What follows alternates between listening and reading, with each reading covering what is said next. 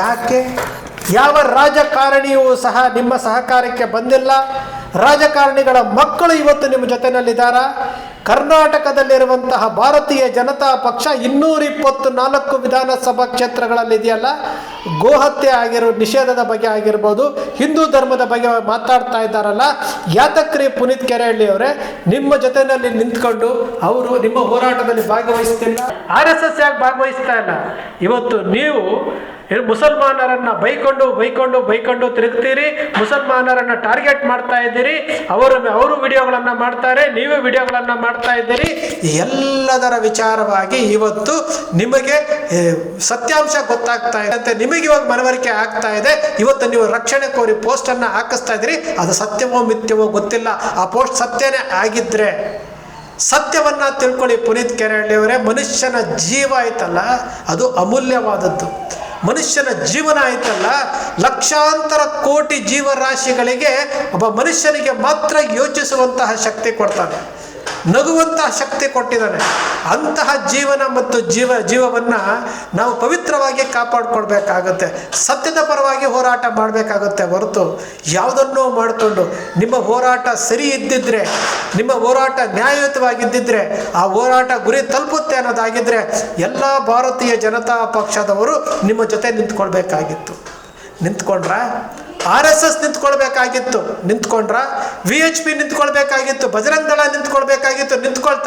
ನಿಂತ್ಕೊಂಡಿಲ್ಲ ರೀ. ಇದೇ ಸತ್ಯ.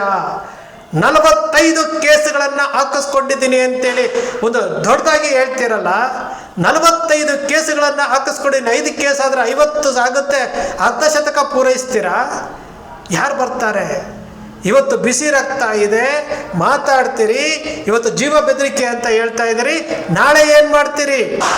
ನಾಳೆ ಒಂದು ವೇಳೆ ಏನೋ ಅಚಾನಕ್ಕಾಗಿ ನಿಮ್ಮಂಥವರು ಯುವಕರು ಅಚಾನಕ್ಕಾಗಿ ಏನೋ ಮಾಡೋಕ್ಕೋಗಿ ಏನೋ ಮಾಡ್ಕೊಂಡ್ಬಿಟ್ರೆ ದೇಹ ಊನ ಆಯಿತು, ಮತ್ತೇನೋ ಆಯಿತು, ಹೋಗಿದ್ದು ಮತ್ತೆ ಬರುತ್ತೇನ್ರಿ? ಮಹೇಂದ್ರ ಕುಮಾರ್ ಅವರು ಹೇಳ್ತಿದ್ರಲ್ಲ, ಬಜರಂಗ ದಳದ ಮಹೇಂದ್ರ ಕುಮಾರ್ ಇವರು ಇವತ್ತು ನಮ್ಮ ಮುಂದೆ ಇಲ್ಲ. ಅವ್ರು ಹೇಳ್ತಿದ್ರಲ್ಲ, ಯಾವ ರಾಜಕಾರಣಿಯ ಮಕ್ಕಳು ಸಹ ಬೀದಿಗಿಳಿದು ಹೋರಾಟ ಮಾಡ್ತಾ ಇಲ್ಲ ರೀ. ಯಾವ ರಾಜಕಾರಣಿಯ ಮಕ್ಕಳು ಸಹ ಬೀದಿಗಿಳಿದು ಹೋರಾಟ ಮಾಡ್ತಾರೆ, ವಿದೇಶಗಳಲ್ಲಿ ಆರಾಮಾಗಿದ್ದಾರೆ, ಬೀದಿಗಿಳಿದು ಹೋರಾಟ ಮಾಡ್ತಾ ಇರ್ಬೋದು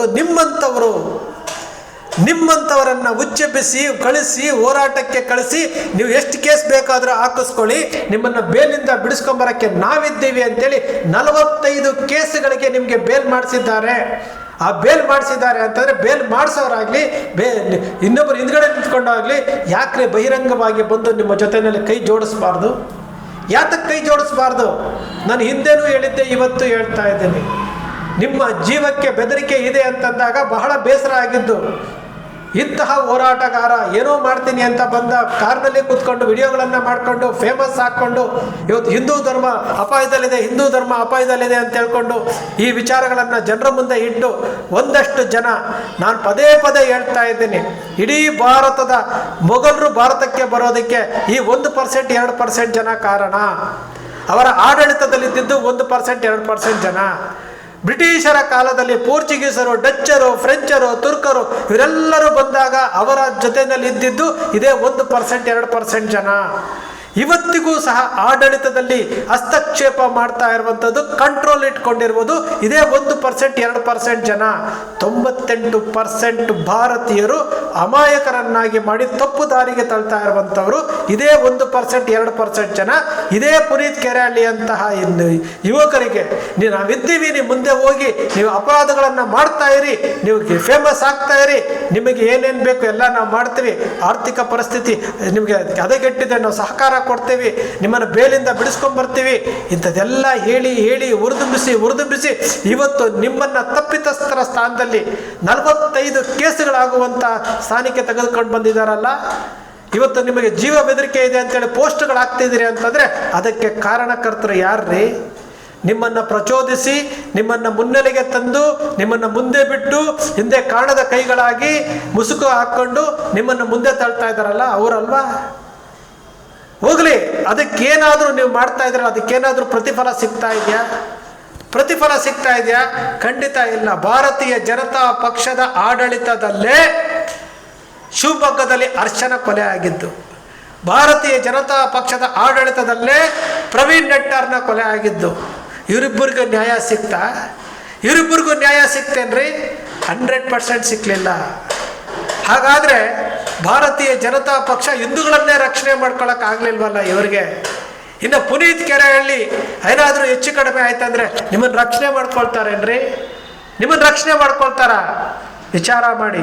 ಸತ್ಯ, ನ್ಯಾಯ, ನೀತಿ, ಧರ್ಮ ಯಾವತ್ತಿಗೂ ಸಮಯ ಒಂದೇ ಇರೋದಿಲ್ಲ. ನಾವು ಈ ಧರ್ಮದಲ್ಲಿ ಹುಟ್ಟಿದ್ದೀವಿ ಅಂತಂದರೆ ಈ ಧರ್ಮವನ್ನು ಕಟ್ಟುವಂತಹ ಕೆಲಸ ಮಾಡಬೇಕು. ಪುನೀತ್ ಕೆರೆಹಳ್ಳಿ ಅವರೇ, ಫಸ್ಟ್ ಕಟ್ಟಿ ಈ ಧರ್ಮದ ಆಚಾರ ವಿಚಾರಗಳು ಸಂಸ್ಕೃತಿಯನ್ನು ಬೆಳೆಸುವಂಥ ಕೆಲಸ ಮಾಡಿ. ಈ ಭಾರತದಲ್ಲಿರುವಂಥ ಸಂಸ್ಕೃತಿ ಪಾಶ್ಚಿಮಾತ್ಯ ಸಂಸ್ಕೃತಿಗೆ ಒಕ್ಕೊಂಡು ಹೋಗ್ತಾ ಇದೆ. ಹಿಂದೂ ಧರ್ಮದ ಸಂಸ್ಕೃತಿ ಇವತ್ತು ಪಾಶ್ಚಿಮಾತ್ಯ ಸಂಸ್ಕೃತಿ ಹತ್ರ ಹೋಗ್ತಾ ಇದೆ. ಅದರ ಬಗ್ಗೆ ಗಮನ ಕೊಡಿ. ಇಡೀ ಕರ್ನಾಟಕದಲ್ಲಿರುವಂಥ ಎಲ್ಲ ಹಿಂದೂಗಳನ್ನು ಒಂದೇ ಅಂತೇಳಿ ಭಾವಿಸ್ಕೊಂಡು ಸಂಘಟಿಸುವಂತಹ ಕೆಲಸ ಮಾಡಿ. ಇವತ್ತು RSS ಆ ಕೆಲಸ ಮಾಡ್ತಾ ಇದೆಯಾ? ಸಂಪನ್ಮೂಲ ಇದೆ, ಎಲ್ಲ ಕಡೆ ನೆಟ್ವರ್ಕ್ ಇದೆ, ಸ್ವಯಂ ಸೇವಕರಿದ್ದಾರೆ, ಪ್ರತಿ ಜಿಲ್ಲೆ ಪ್ರತಿ ತಾಲೂಕಲ್ಲಿ ಸ್ವಯಂ ಸೇವಕರಿದ್ದಾರೆ. ಅವರೇ ಮಾಡ್ತಾ ಇಲ್ಲ ಅಂತಂದರೆ ನಿಮಗೆ ಯಾಕ್ರಿ ಆ ಕಾಳಜಿ? ನಿಮಗೆ ಯಾಕೆ ಆ ಕಾಳಜಿ ಬೇಕು? ನಿಮ್ಮನ್ನು ಮುಂದೆ ಬಿಟ್ಟು ಮಾಡ್ತಾ ಇರುವಂಥದ್ದು. ಕರ್ನಾಟಕದ 6.25 ಕೋಟಿ ಜನಸಂಖ್ಯೆಯಲ್ಲಿ ನಿಮ್ಮ ಒಬ್ಬರಿಗೆ ಮತ್ತು ನಿಮ್ಮ 3-4 ಜನ ತಂಡದವರಿಗೆ ಮಾತ್ರ ಹಿಂದೂ ಧರ್ಮ ಅಪಾಯದಲ್ಲಿದೆ, ಗೋವಂಶ ಅಪಾಯದಲ್ಲಿದೆ, ಅದನ್ನು ಕಾಪಾಡಬೇಕು ಅಂತೇಳಿ ನೀವು ಮಾತಾಡ್ತಾ ಇರೋದು ಬಿಟ್ಟರೆ ಬೇರೆ ಆದರೂ ಮಾತಾಡ್ತಾ ಇದ್ದಾರಾ? ನಿಮ್ಮ ಗುರು ಚಕ್ರವರ್ತಿ ಸೂಲಿಬೆಲೆ ಅವರು ನಮ್ಮ ಗುರು ಅಂತ ಹೇಳ್ತಿರಲ್ಲ, ಯಾವತ್ತಾದರೂ ನಿಮ್ಮ ಜೊತೆಗೆ ಬಂದು ಈ ರೀತಿ ಏನೋ ಗೋಗಳನ್ನು ಹಿಡ್ಕೊಳ್ಳೋಂಥ ವಿಚಾರ, ಈ ರೀತಿ ಗಲಾಟೆಗಳಿಗೆ ಹೋಗುವಂಥ ವಿಚಾರ ಯಾವತ್ತಾದರೂ ಚಕ್ರವರ್ತಿ ಸೂಲಿಬೆಲೆ ಅವರು ಬಂದಿದ್ದಾರಾ? ಯಾವತ್ತಾದರೂ ಬಂದಿದ್ದಾರಾ? BL ಸಂತೋಷ್ ಅವರು ಮಾತಾಡ್ತಿದ್ರಲ್ಲ ಗೋ ಹತ್ಯೆಯ ಬಗ್ಗೆ, ಪುನೀತ್ ಕೆರೆಹಳ್ಳಿ ಕೇಳಿ ಗೊತ್ತಾಗುತ್ತೆ ಎಲ್ಲೆಲ್ಲಿ ಸ್ಲಾಟರ್ ಹೌಸ್ ಇದೆ ಅಂತ ಹೇಳ್ಬಿಟ್ಟು. ಯಾವತ್ತಾದರೂ BL ಸಂತೋಷ್ ಅವರು ಹಿಂದೂಗಳಲ್ವಾ? ಅವ್ರು ಯಾವತ್ತಾದರೂ ನಿಮ್ಮ ಜೊತೆಯಲ್ಲಿ ಬಂದಿದ್ದಾರಾ? ಇವತ್ತು ಅಲ್ಲಿ ಇಲ್ಲಿ ಹೋಗಿ ರೈಡ್ ಮಾಡಿದ್ರಲ್ಲ ಬಕ್ರೀದ್ ದಿವಸ, ಅವರೇನಾದರೂ ಬಂದಿದ್ರಾ? RSSನವ್ರು ಬಂದಿದ್ರಾ? ಯಾರು ಬಂದಿಲ್ಲಲ್ಲ. ಹಾಗಾದರೆ ನಿಮಗೆ ಯಾಕೆ ಆ ಉಸಾಬರಿ? ಇವತ್ತು ಜೀವಕ್ಕೆ ತೊಂದರೆ ಇದೆ, ಜೀವಕ್ಕೆ ಬೆದರಿಕೆ ಇದೆ ಅಂತ ಹೇಳ್ಬಿಟ್ಟು ಪೋಸ್ಟ್ ಹಾಕ್ತೀರಿ, ದೂರು ಕೊಡ್ತೀರಿ, ರಕ್ಷಣೆ ಕೇಳ್ತೀರಿ. ಅಂದರೆ ಜೀವ ಎಷ್ಟು ಮುಖ್ಯ ಅನ್ನೋದರ ಬಗ್ಗೆ ಇವತ್ತು ನಿಮಗೆ ಅರಿವಾಗಿದೆ ಪುನೀತ್ ಕೆರೆಹಳ್ಳಿ ಅವರೇ. ಈ ವಿಚಾರ ಇದೆಯಲ್ಲ, ಎಲ್ಲದಕ್ಕಿಂತ ಮುಖ್ಯವಾದದ್ದು ಉಸಿರು ಕಣ್ರಿ. ಎಲ್ಲಕ್ಕಿಂತ ಮುಖ್ಯವಾದದ್ದು ಉಸಿರು, ಗಾಳಿ, ನೀರು ಎಲ್ಲ ಯಾವ ರೀತಿ ಮುಖ್ಯನೋ ಅದೇ ರೀತಿ ನಾವು ಮನುಷ್ಯರಾಗಿರುವಂಥವರು, ನಾವು ಮನುಷ್ಯರಾಗಿ ಜೀವನ ಮಾಡಬೇಕು ಅಂತಂದರೆ ನಮ್ಮ ನಡವಳಿಕೆಗಳು ಬಹಳ ಮುಖ್ಯ ಆಗುತ್ತೆ. ನಾವು ಪದೇ ಹೇಳ್ತಾ ಇರುವಂಥದ್ದು, ಪುನೀತ್ ಕೆರೆಹಳ್ಳಿ ಅವರೇ ದಾರಿ ತಪ್ಪಕ್ಕೆ ಹೋಗ್ಬೇಡಿ. ಪುನೀತ್ ಕೆರೆಹಳ್ಳಿ ಅವರೇ ದಾರಿ ತಪ್ಪಕ್ಕೆ ಹೋಗಬೇಡಿ. ಪ್ರಚೋದನೆ ಮಾಡಿ ನಿಮ್ಮನ್ನು ಈ ಫೀಲ್ಡ್ಗೆ ಇಳಿಸ್ಬಿಟ್ಟಿದ್ದಾರೆ. ಆ ಪ್ರಚೋದನೆ ಮಾಡಿ ಇಳಿಸಿರೋದ್ರಿಂದ ನೀವು ಹೊರಗಡೆ ಬರಲಿಕ್ಕೆ ಆಗದೆ ಒದ್ದಾಡ್ತಾ ಇದ್ದೀರಿ. ಉದಾಹರಣೆಗೆ ಓಂ ಚಿತ್ರದಲ್ಲಿ ನಾಯಕನ ಪಾತ್ರ ಏನಿದೆಯಲ್ಲ, ಆ ನಾಯಕನ ಪಾತ್ರ ಏನಾಗಿತ್ತು ಹೇಳ್ರಿ? ಶಿವರಾಜ್ ಕುಮಾರ್ ಆ್ಯಕ್ಟಿಂಗ್ ಮಾಡಿದಲ್ಲ, ಉಪೇಂದ್ರ ಡೈರೆಕ್ಷನಲ್ಲಿ ಮಾಡಿದಾರಲ್ಲ, ಅವನನ್ನು ರೌಡಿಸಮ್ಗೆ ಇಳಿಸ್ಬಿಡ್ತಾರೆ. ಕೊನೆಗೆ ರೌಡಿಸಮ್ಮಿಂದ ಹೊರಗಡೆ ಬರೋಕ್ಕೆ ಆಗದೆ ಕೊನೆಗೆ ಟರ್ನ್ ಆದಾಗ ಅವನು ಒಂದು ಕಾಲನ್ನು 2 ಕಾಲನ್ನು ಕಳ್ಕೊಂಡು ಹೊಸ ಜೀವನವನ್ನು ಪ್ರಾರಂಭ ಮಾಡ್ತಾನೆ. ಇವೆಲ್ಲವೂ ಸಹ ನಮ್ಮ ಕಣ್ಣು ಮುಂದೆ ಸಿನಿಮಾ ಆದರೂ ಸಹ ಕೆಲವೊಂದು ವಿಚಾರಗಳನ್ನು ತಿಳ್ಕೊಳ್ಳುವಂಥ ಅಂಶಗಳಿರ್ತವೆ. ಪುನೀತ್ ಕೆರೆಹಳ್ಳಿ ಅವರೇ, ಇವತ್ತು ನಿಮಗೆ ಜೀವ ಭಯದ ಹೆದರಿಕೆ, ಪೊಲೀಸ್ ಸ್ಟೇಷನ್ ಮುಂದೆ ಹೋಗಿ ನೀವು ರಕ್ಷಣೆ ಕೇಳ್ತಾ ಇದ್ದೀರಿ. ಇದಕ್ಕೆಲ್ಲ ಕಾರಣಕರ್ತರು ನೀವು ಮತ್ತು ನಿಮ್ಮನ್ನು ಪ್ರಚೋದನೆ ಮಾಡ್ತಾ ಇರುವಂಥವರು. ನಿಮ್ಮನ್ನು ಮುಂದೆ ಬಿಟ್ಟು ಹಿಂದಗಡೆ ನಾವು ಬೇಲ್ ತಕ್ಕೊಡ್ತೀವಿ, ನಿಮ್ಮಿಂದ ಇದ್ದೀವಿ ಅಂತ ಹೇಳ್ತಾ ಇದ್ದಾರಲ್ಲ, ಅವರುಗಳನ್ನೇ 46 ಆಗಿದೆ ಅಂತೀರಿ, 45, 46 ಆಗಿದೆ. 50 ಸೆಂಚುರಿ ಮಾಡೋದಂಥ ಆಸೆ ಇದ್ದರೆ ದಯಮಾಡಿ ಬಿಟ್ಟುಬಿಡಿ. ಊರಿಗಿಲ್ಲದಂತಹ ಉಸಾಬರಿ ನಿಮಗೆ ಯಾಕೆ? ಹಿಂದೂ ಧರ್ಮವನ್ನು ಕಟ್ಟಬೇಕಾ, ಹಿಂದೂ ಧರ್ಮವನ್ನು ಬೆಳೆಸಬೇಕು ಅನ್ನೋದಾದರೆ ಬನ್ನಿ ನಾನು ಹೇಳ್ಕೊಡ್ತೀನಿ ಯಾವ ರೀತಿ ಅಂತೇಳಿ. ಆ ರೀತಿಯಾಗಿ ಕೆಲಸ ಮಾಡಿ. ಸ್ನೇಹಿತರೆ, ಬೇಸರ ಆಗುತ್ತೆ. ದಾರಿ ತಪ್ಪುತ್ತಿರುವಂಥವ್ರನ್ನ ಎಚ್ಚರಿಸುವಂಥ ಕೆಲಸ ಅಕ್ಷರ ಮೀಡಿಯಾ ಮಾಡ್ತಾ ಇದೆ. ನಿಮ್ಮ ಅಕ್ಷರ ಮೀಡಿಯಾ ಸೃಷ್ಟಿ ಮಾಡೋದಿಲ್ಲ, ಕಲ್ಪನೆ ಮಾಡೋದಿಲ್ಲ, ವಾಸ್ತವದ ವಿಚಾರವನ್ನು ವಿಶ್ಲೇಷಣೆ ಮಾಡುತ್ತೆ. ನಿಮ್ಮ ಅಕ್ಷರ ಮೀಡಿಯಾದ ವಿಶ್ಲೇಷಣೆ ನಿಮ್ಗೆ ಇಷ್ಟ ಆಯಿತು ಅಂದರೆ ಸಬ್ಸ್ಕ್ರೈಬ್ ಆಗಲಿಲ್ಲ ಅಂದರೆ ಸಬ್ಸ್ಕ್ರೈಬ್ ಮಾಡ್ಕೊಳ್ಳಿ. ಪಕ್ಕದಲ್ಲಿ ಕಾಣುವಂಥ ಬೆಲ್ ಐಕಾನ್ ಪ್ರೆಸ್ ಮಾಡಿ, ಶೇರ್ ಮಾಡಿ, ಪ್ರೋತ್ಸಾಹ ನೀಡಿ.